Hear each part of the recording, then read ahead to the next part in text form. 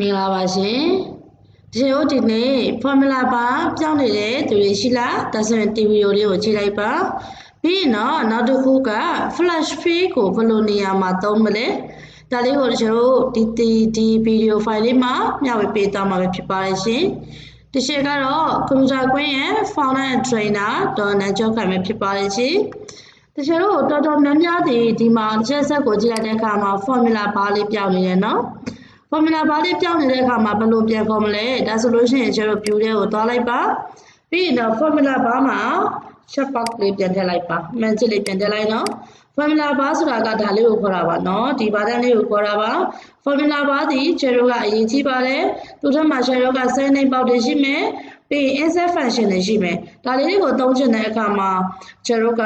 formula ဘာပြောင်းနေလို့မရပါဘူးဒါကြောင့်မလို့ formula ဘာပြောင်းနေခဲ့တယ်ဆိုရင် view တွေကနေပြီးတော့ formula ဘာလေးကိုကျွန်တော်အမှန်ချစ်လေးဝင်အောင်နှိပ်ပေးလိုက်ပါဒါဆိုရင်တော့ကျွန်တော် formula ဘာလေးပြန်ရောက်လာတာကိုတွေ့ရပါလိမ့်မယ်เนาะ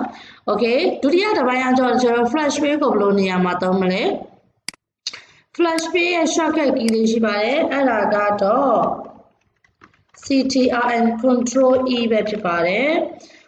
first name last name ကိုကျွန်တော်ပုံမှန်ခွဲမယ်ဆိုရင် equal formula လေးနားလည်တဲ့လူကတော့ LEFD lab ပေါ့တက်ခောက်တယ်ဟုတ်ပြီ test ကဒီ test ဘယ်နှလုံးလို့ချင်တာလဲနှလုံးလို့ချင်ပါတယ်ဒီလိုမျိုးရင်ကျွန်တော်ကသွားနေမယ်ဆိုလို့ရှိရင်တော့ဒီအကွက်အတွက်ဆိုရင်အဆင်ပြေမယ်နောက်အကွက်တွေဆိုရင်အဆင်မပြေတော့ဘူးတချို့တို့က space ရဲ့ရှေ့ရဟာလေးကိုကျွန်တော်ကလိုချင်တယ်ဟုတ်ပြီဒါဆိုလို့ရှိရင်ကျွန်တော်သုံးမှသည်လွယ်လဲမြန်လဲမြန်တယ်အဲ့ဒါဒီပါလဲဆိုတော့အစစကလုံးတစ်ခုကိုရေးလိုက်ပါပြီးရင်တော့ control ရဲ့ E ရဲ့နှိပ်လိုက်ပါဒါဆိုရင်ကျွန်တော်တို့ရဲ့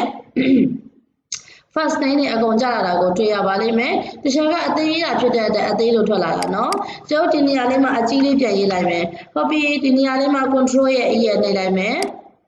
ဒါတော့ okay ဒီမှာဝင်သွားပြီเนาะအားလုံးဒီ first name နဲ့အားလုံးဝင်သွားပြီ last name နဲ့ထို့ဒီသူစားပဲ